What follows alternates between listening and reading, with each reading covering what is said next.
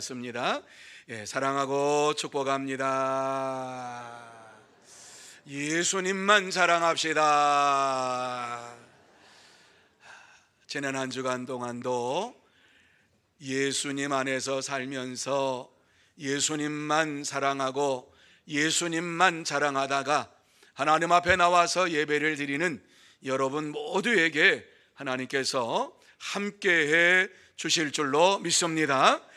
하나님께서 여러분에게 함께해 주심으로 인하여서 하나님의 사랑으로 여러분의 심령이 가득 찬 시간 되시기를 바라고, 또 하나님의 은혜를 받는 시간이 되시기를 바라고, 또 하나님의 크신 역사하심이 여러분에게 임함으로 근심의 그림자가 없는 평강의 시간, 은혜의 시간이 되시기를 바랍니다. 그래서 예배를 마치고 갈 때에 여러분의 마음속에 찬송이 울려 퍼지는 은혜의 시간, 복된 시간이 다 되시기를 바랍니다. 자, 9월은 말씀 재무장의 달입니다. 말씀 재무장을 하기 위해서 무엇을 제일 먼저 해야 될 것인가를 생각해 볼 때에 그리스도를 우리가 제일 먼저 분명히 알아야겠구나 하는 이러한 생각이 찾아옵니다. 예수 그리스도에 대하여서 우리가 알지 못하면은 우리가 말씀으로 다시 재무장을 할 수가 없습니다. 오늘 읽은 말씀은 그리스도에 대하여서 말씀을 해주고 있습니다. 오늘 이 말씀에 보면은 요한복음 1장 1절에 태초에 말씀이 계시니라 하는 말씀으로 시작을 하고 있습니다. 굉장히 중요한 말씀이지요. 그래서 이 말씀을 읽으면서 많은 사람들은 창세기에 나와 있는 창세기 1장 1절을 생각하곤 합니다. 하지만은 오늘 이 말씀에 나와 있는 태초에 말씀이 계시니라 라고 하는 이 태초라고 하는 말씀은 창세기에 쓰였던 태초와는 조금 더 깊은 의미가 담겨져 있는 것입니다. 오늘 이 말씀 태초라고 하는 것은 우리 성경에는 창세기나 여기나 태초 이렇게 말씀을 했지만 헬라어 성경에 보면은 이 태초라고 하는 말에 정관사가 붙어 있지 않습니다. 정관사가 붙어 있지 않는다라고 하는 이러한 말씀은 태초에 시간이 시작할 때에 어떻게 세상이 시작되었는가를 말씀을 한다라고 하는 것을 암시하고 있습니다. 영어로 말한다고 하면 in the beginning이라고 하지 아니하고 in the 비기닝 이렇게 말씀을 하고 있지요. in beginning, 그러니까 더자가 없어요. 이러한 것은 시작한 시간이 언제인지는 알 수 없는 영원부터 말씀이 계셨다라는 말씀입니다. 물론 여기에서 말씀은 예수 그리스도를 말씀하고 있는 것이지요. 예수 그리스도께서 이와 같이 이 땅에 말씀으로 오셨다라고 하는 이러한 의미입니다. 여러분, 말씀은 우리가 이와 같이 말하는 이러한 말씀, 기록된 말씀은 보이지 않는 생각을 보이도록 표현하고 창조하는 역할을 합니다. 예수 그리스도는 보이지 않는 하나님을 계시하고 하나님의 생각을 드러내는 분이라고 하는 사실을 여기에 함축해서 말씀으로 이와 같이 표현하고 있습니다. 그래서 요한복음 1장 18절에 본래 하나님을 본 사람이 없으되 아버지 품속에 있는 독생하신 하나님이 나타내셨느니라 이렇게 말씀을 해주고 있습니다.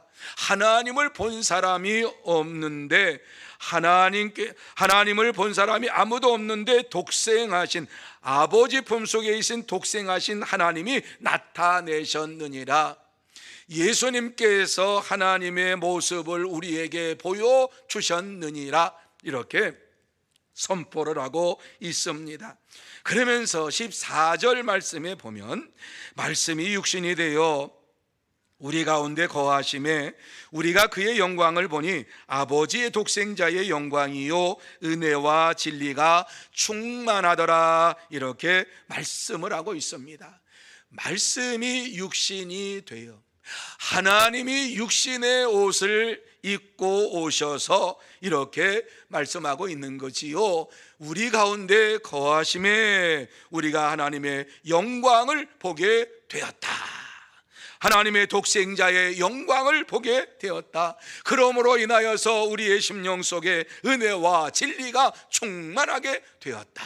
이렇게 말씀을 주고 있습니다. 그러므로 요한복음 1장 1절을 이렇게 우리가 읽을 수 있습니다. 태초 시간의 시작 이전에 영원부터 말씀하신 그리스도께서 계시니라. 이렇게 읽을 수 있어요. 오늘 본문을 보면서 바로 태초부터 계신 그리스도의 사역을 우리가 함께 나누고자 합니다. 또 본문은 그리스도의 사역에 대해서 소개하고 있습니다. 사도 요한은 본문에서 그가 누구시며 왜 그가 역사 속에 들어오셨는가를 말씀하면서 인류는 그분을 어떻게 대하였는가를 말하고 있습니다. 자, 그러면 예수 그리스도는 누구십니까? 예수 그리스도가 누구신지를 분명히 우리는 알아야만 합니다. 물론 예수님께서는 제자들과 함께 3년 동안 함께 하시면서 천국 복음을 많은 사람들에게 가르치고 그들에게 가르쳐 주셨습니다. 그리고 제자들을 떠나기 직전, 이제 예수님께서 십자가를 지시기 전에 제자들에게 마지막 테스트하는 이러한 질문을 하셨지요. 사람들이 인자를 누구라 하느냐, 이렇게 제자들에게 물었어요. 그리고 직설적으로 제자들에게 너희는 나를 누구라 하느냐, 너는 나를 누구라고 하느냐. 베드로는 이렇게 들었어요. 너는 나를 누구라 하느냐, 이 말씀에 굉장히 중요한 질문을 지금 하고 있는 것입니다. 예수님께서 제자들에게 무엇을 가르치셨는가 보다 훨씬 더 중요한 질문을 하고 있는데, 왜냐하면 그리스도를 누구로 믿느냐에 따라서 우리의 구원이 결정되기 때문에 그렇습니다. 그런데 예수님께서 감동적인 대답을 베드로에게 들었어요. 베드로가 감동적인 대답을 한 것이 무엇입니까? 주는 그리스도시요 살아계신 하나님의 아들이시니이다. 이렇게 베드로가 대답하는 말을 듣고서 예수님께서 너무너무 기뻐하셨습니다. 이 고백은 이후로 모든 믿는 자들의 신앙 고백의 표준이 되었습니다.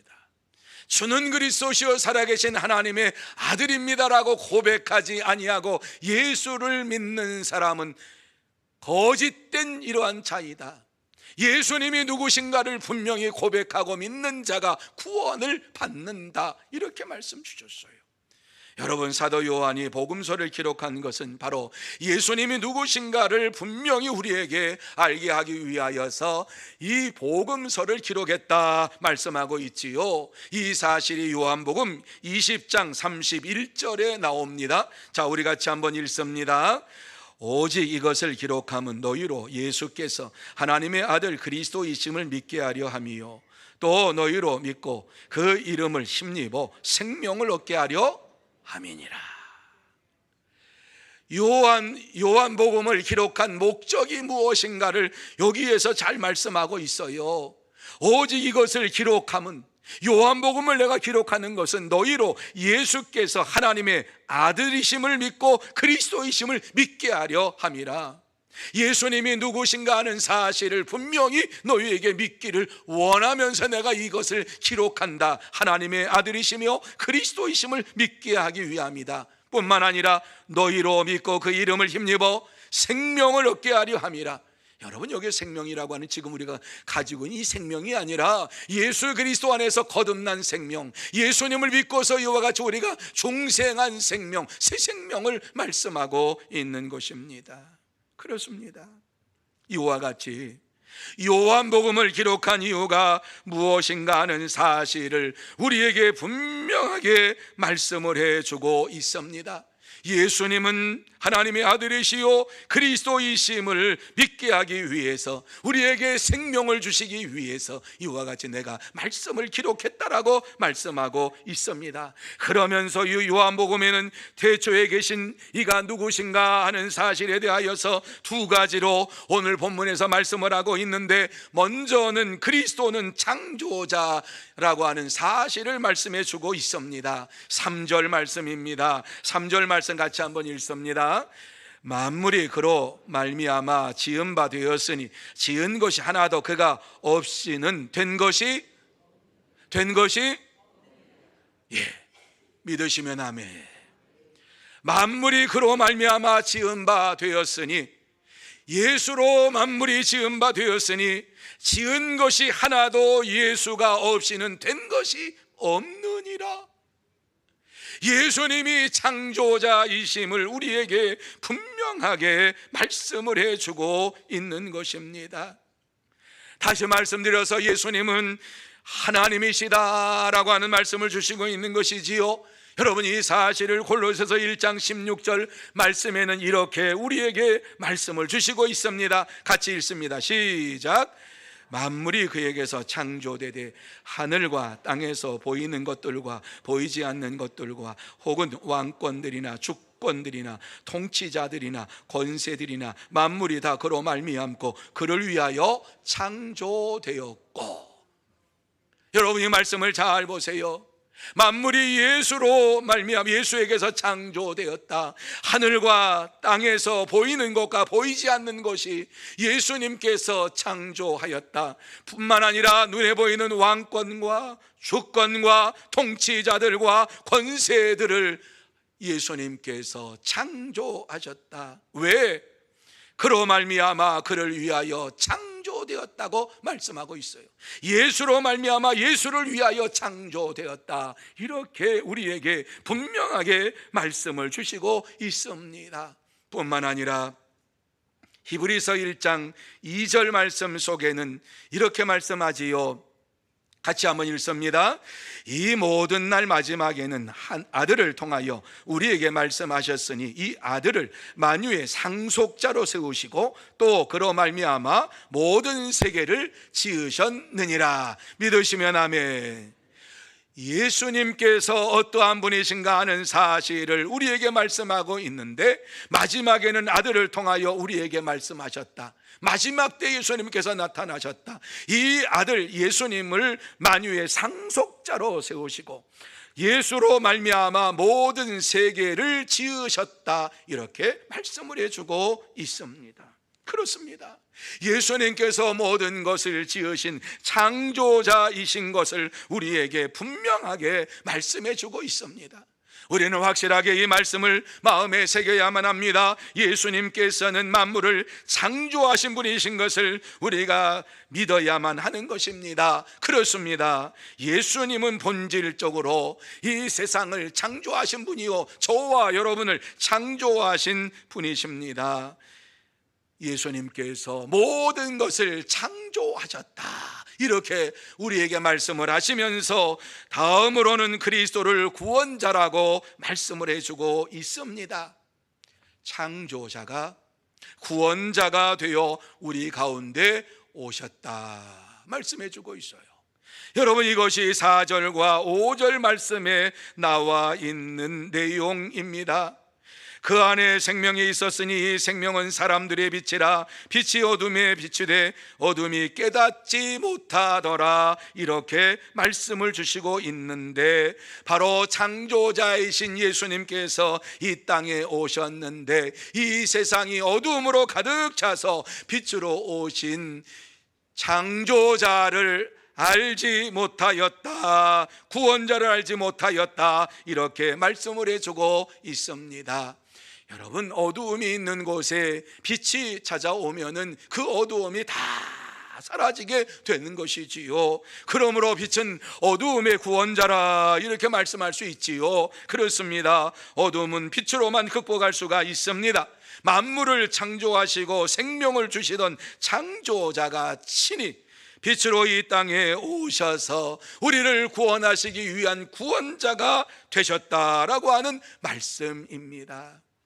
여러분, 예수 그리스도께서 나를 지으시고 나를 창조하시고 또 내가 어두움 속에 있는 것을 아시고 이 땅에 오셔서 나를 구원하시기를 위해서 오셨다면 그분이 나를 얼마나 잘 알고 있을까? 창조자가 나를 더 누구보다 잘 알고 있고 구원자이신 예수님께서 나를 그 어떠한 자보다도 더 잘 알고 계실 줄로 믿습니다.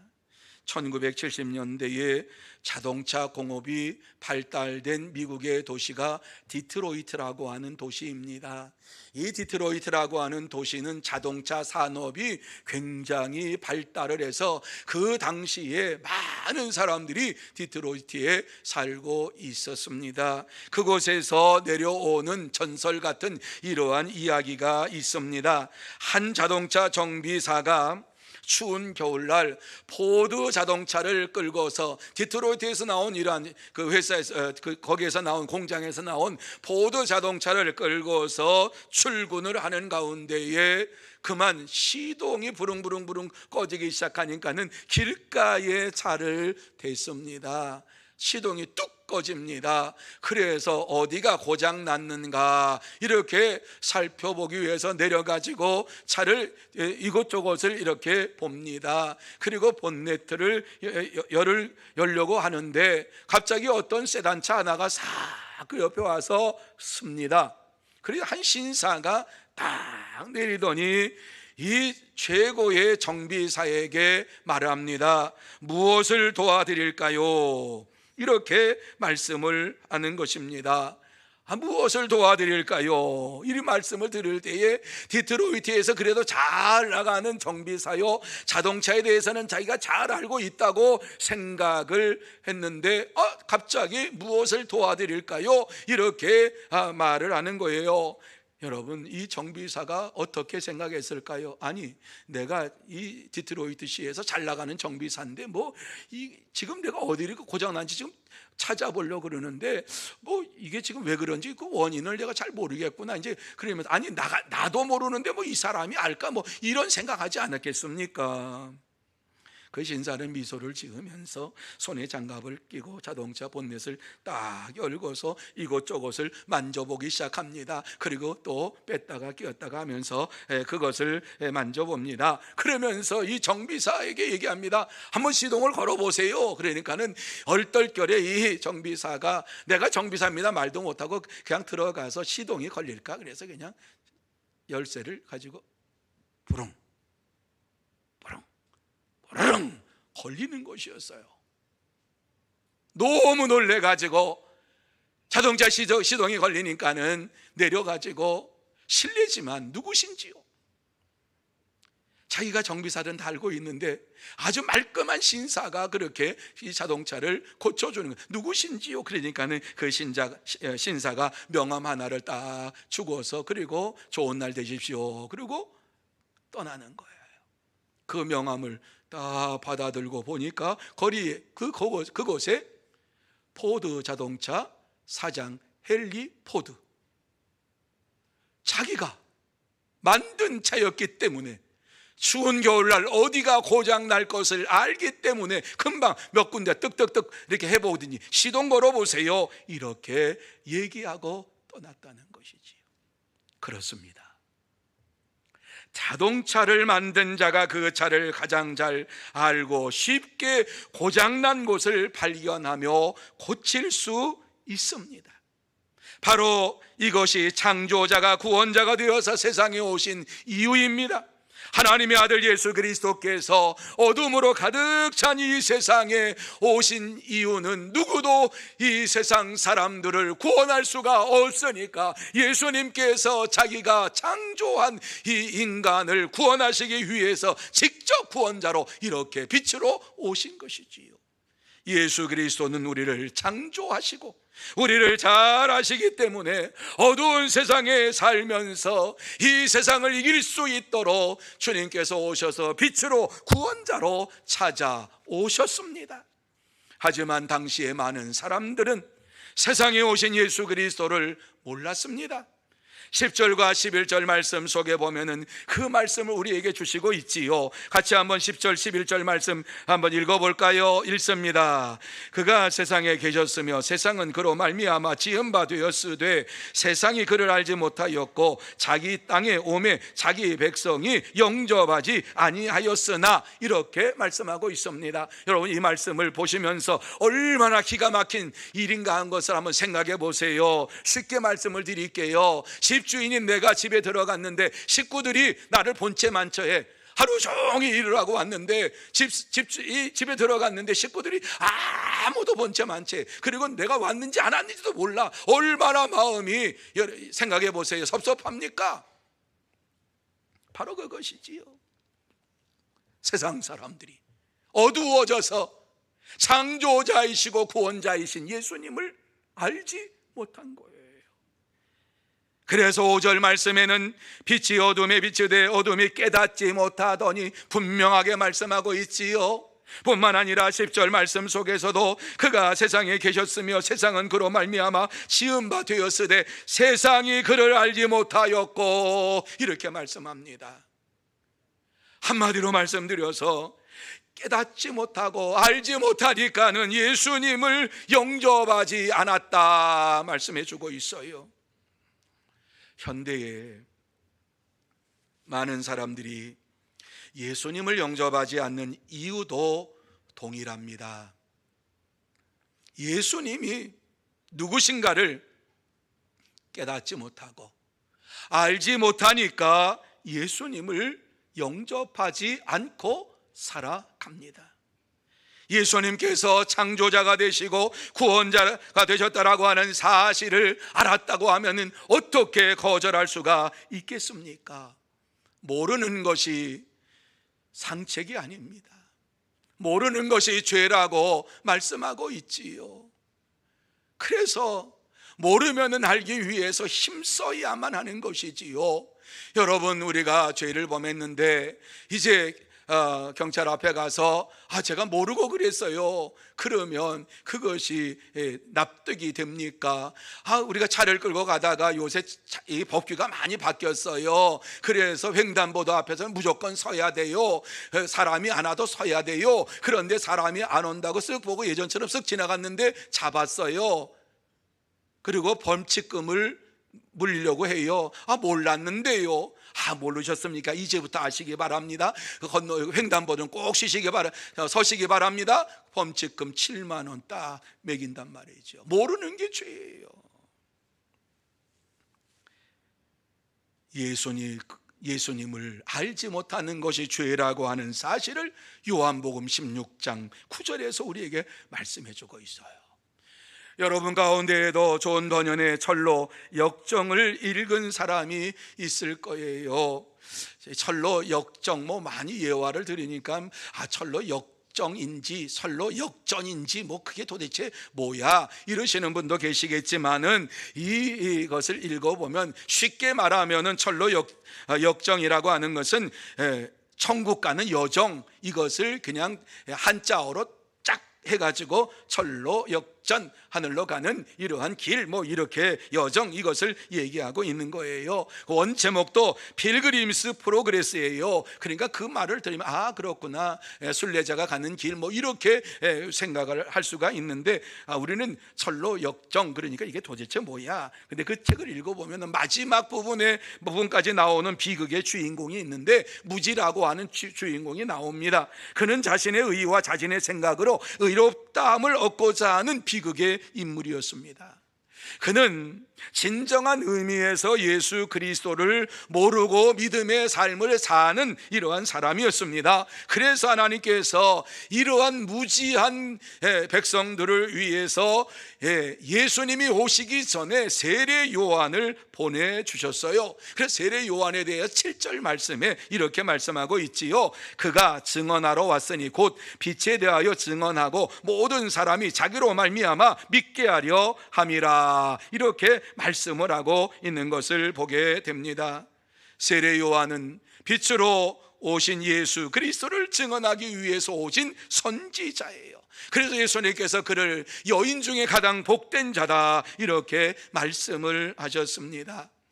하지만 예수님이 이 세상에 오셨을 때에 가장 가까이 접하고 있으면서도 영접하지 않았던 비극의 주인공이 있는데 여관 주인입니다. 여러분, 이 여관 주인 한번 생각해 보시기를 바랍니다. 누가복음 2장 7절 말씀에 보면 첫 아들을 낳아 강보에 싸서 구유에 누웠으니 이는 여관에 있을 곳이 없음이러라, 이렇게 말씀을 해주고 있는데 예수님께서 구유에 나신 이곳은 여관에 딸린 이러한 구유예요. 그러니까는 이 여관 주인이 예수님이 창조자요 구원자라고 하는 이러한 사실을 알았다라고 하면은 그곳에 가서 애기 낳으세요 뭐 이렇게 얘기했겠습니까? 몰랐으니까. 예수님이 세상을 창조한 자요 구세주로 이 세상에 오신 것을 몰랐으니까 그렇게 했겠지요. 여러분, 이 사건은 2000년 전의 비극으로만 생각해서는 안 됩니다. 오늘 여러분의 마음속에 여러분의 마음을 두드리고 계시는 예수님을 영접하며 살아가고 있습니까? 혹시라도 여러분의 마음 중심에 예수님이 계시지 아니하고 여러분의 마음 저 곁에 저 밑에 예수님을 방치하거나 있지 않습니까? 감사한 것은 그리스도를 마음에 영접한 자들이 그 당시에 있었다라고 하는 것입니다. 12절 말씀에 보면 영접하는 자 곧 그 이름을 믿는 자들에게는 하나님의 자녀가 되는 권세를 주셨으니, 이렇게 말씀을 하고 있지요. 그런데 이 말씀은 11절과 12절 말씀을 아주 대조적으로 말씀해 주고 있는 것입니다. 11절의 말씀에 보면 이 세상 사람들이 예수님이 이 땅에 오셨음에도 불구하고, 주인 되신 창조자 되신 예수님이 오셨음에도 불구하고 받아들이지 않았다. 왜? 어두움으로 가득 차서 그렇게 말씀하지요. 그러나 오늘 이 말씀에 보면은 영접하는 자 곧 그 이름을 믿는 자에게는 하나님의 자녀가 되는 권세를 주셨다 말씀합니다. 그러니까 12절 말씀을 우리가 읽을 때마다 앞에 11절 말씀을 생각하면서 그러나라고 하는 말씀을 첨가해서 읽으면 더 은혜스러운 말씀이 되는 것입니다. 여러분, 이것을 보시면서 구원이라고 하는 것은 철저하게 개인적인 것이라고 하는 사실을 알게 됩니다. 우리는 때때로 구원 받으셨습니까? 우리 집사람이 잘 믿어서 구원받아. 우리 엄마 아빠가 잘 믿어서 나야 엄마 아빠 손 잡고 가면 되죠. 이렇게 얘기하는 사람들도 있습니다. 그런데 구원은 그렇게 해서 받는 것이 아니라 철저하게 개인적으로 받는 것이요, 개인적으로 예수를 창조자요 구원자로 영접한 자가 구원함을 받게 되고 특별한 이런 하나님의 은혜를 받게 되는데, 이것은 순간적으로 일어난다고 하는 사실을 말씀해 주고 있습니다. 한마디로 당시 어두워진 세상에서도 예수 그리스도를 기다리는 자들이 있었다라고 하는 이러한 말씀입니다. 이러한 자가 예수님을 영접하고 하나님의 자녀가 되는 권세를 가지고 살았던 것이지요. 여러분, 1세기에 처음 예수님께서 팔레스타인 땅 베들레헴에 오셨을 때에 대부분의 많은 사람들이, 많은 인류가 그에 대해서 무지했습니다. 그래서 예수 그리스도께서 창조자와 구원자로 오셨다라고 하는 사실을 몰라서 영접하지 않았습니다. 로마 황제 가이사가 그랬고, 또 팔레스타인의 통치자 헤롯 대왕도 그랬고, 심지어 성경을 연구하는 예루살렘의 대제사장들과 서기관들도 예수님을 그리스도로 구세주로 영접하지 않았습니다. 물론 그 이유가 여러 가지겠죠. 각자에 따라 다 다르겠지요. 헤롯 대왕 같으면 왕이 났다고 경쟁의식 때문에 이와 같이 모른 척 했을 수 있지요. 더러는 무지함으로 이와 같이, 더러는 자존심 때문에, 더러는 편견 때문에 예수님을 그리스도로 영접하지 않았습니다. 하지만 당시에도 예수님을 창조자요 구원자로 영접하는 자들이 있었습니다. 그들은 대중과 함께 생각을 같이 하지 아니한 사람들이었습니다. 그들은 대중들이 모여있는 그곳에 함께 살지 못하고 들판에서 사는 소외된 이러한 자들이었습니다. 사회 구성원으로도 이와 같이 취급받지 못하던 자들이었습니다. 그들의 마음은 항상 가난했고 겸허한 마음으로 모든 것을 받아들이면서 믿음으로 살고 있는 자들이었습니다. 그래서 그들의 마음이 활짝 열려서 천사가 말하는 예수님이 이 땅에 오셨다, 창조자요 구원자가 아기 예수로 이 땅에 오셨다라고 하는 사실을 들을 때에 그 말씀을 마음에 받아들이고 즉시 예수님께 달려가서 첫 번째 경배하는 자가 되었습니다. 바로 베들레헴 들녘에 있었던 양을 치던 목자들입니다. 뿐만 아니라 동방에서 별을 연구하던 박사들도 그랬습니다. 성전에서 기도하며 구세주의 오심을 기다리던 과부 안나 선지자 할머니도 예수님을 마음에 영접했습니다.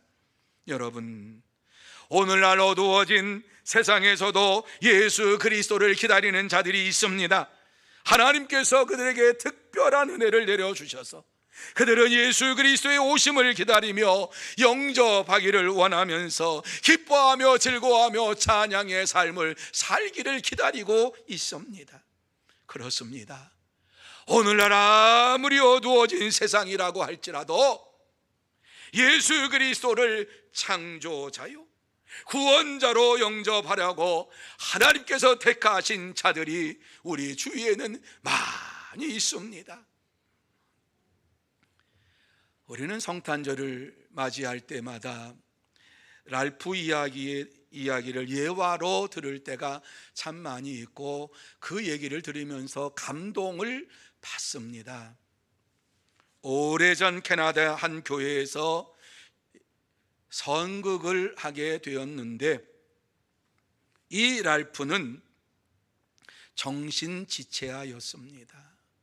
다른 사람보다도 발달이 늦게 이루어진 아이였습니다. 성극을 한다. 성탄절 성극, 예수님께서 태어나신 이것을 성극을 한다. 그러니까 자기도 하고 싶어서 선생님에게 나도 뭐 역할을 하나 했으면 좋겠다고 얘기를 합니다. 선생님이 가만히 생각하면 이 아이에게 뭐를 해야 될까 생각하다가 딱 떠올랐습니다. 딱 한마디 대사. 여관 주인. 역할을 하면 되겠다.